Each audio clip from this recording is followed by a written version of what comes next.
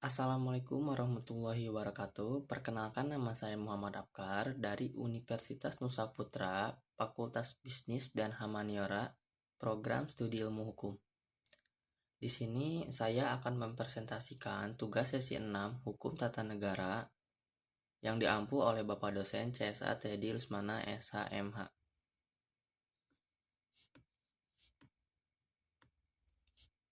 Yang berisikan tugas tentang membaca artikel dan juga mempresentasikan artikel ilmiah. Di sini ada di antara konsep negara federal dan negara kesatuan, konsep manakah yang dapat menjamin terlaksanaan otonomi daerah dengan baik?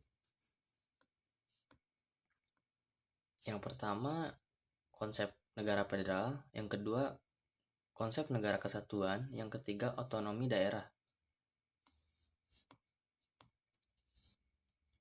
Yang berjudul konsep negara federal dan konsep negara kesatuan. Konsep negara federal. Menurut C.P. Strong menjelaskan pengertian negara federal yaitu bahwa negara federal negara dan sejumlah negara sederajat yang bersatu untuk tujuan-tujuan bersama. Negara kesatuan menurut C.P. Strong menjelaskan pengertian negara kesatuan yaitu bahwa negara kesatuan adalah negara yang diorganisir di bawah satu pemerintahan pusat. Yang pertama, negara federal.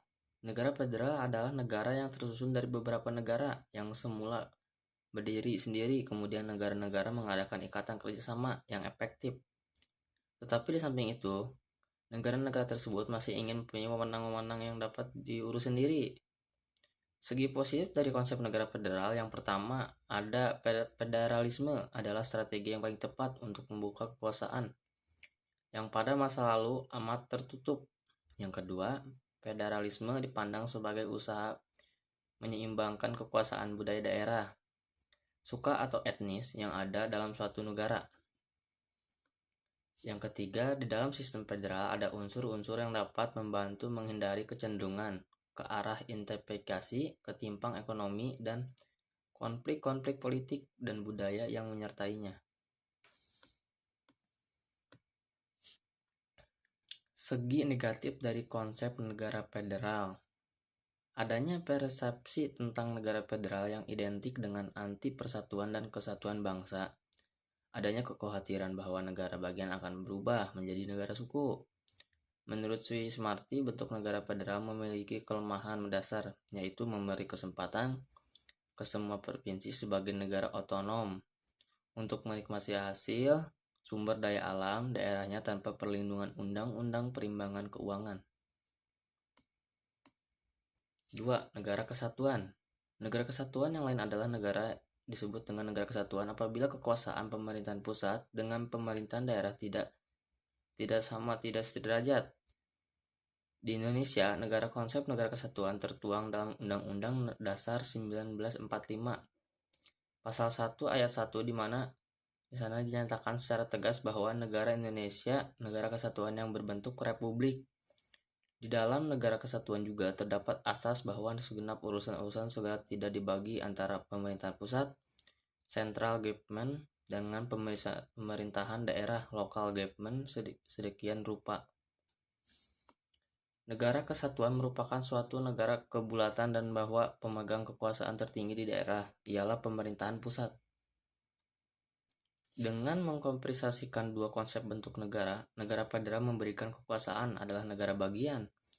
Negara kesatuan pusat yang memberikan kekuasaan kepada daerah dalam bentuk desentralisasi atau otonomi. Konsep negara yang dapat menjamin terlaksananya otonomi daerah dengan baik. Nah, konsep bentuk negara. Yang pertama, bentuk federal dan otonomi daerah, negara kesatuan. Dengan melihat kondisi yang objektif masing-masing daerah saat ini serta mencoba menelaah kembali kepada proses pembentukan Republik Indonesia ini, di mana para founding partner kita telah bersepakat membentuk negara kesatuan dan juga munculnya berbagai tuntutan untuk meninggalkan bentuk negara kesatuan dan beralih kepada bentuk negara federal.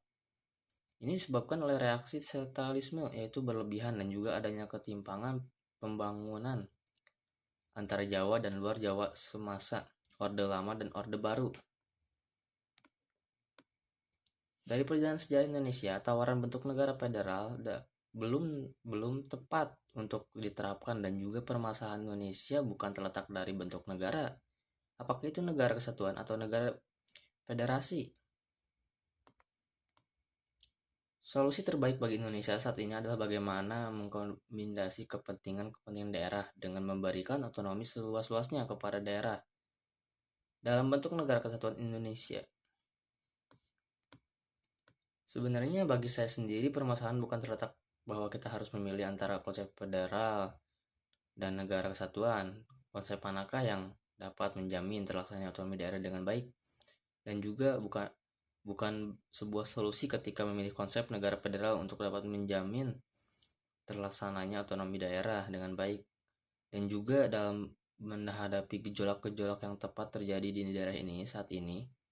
Karena apapun bentuk negara, kalau pemerintahan sendiri tidak mempunyai kemauan untuk memberi kemandirian yang luas pada daerah, maka tidak ada artinya proyek federalisme yang dilontarkan oleh beberapa penggagasnya.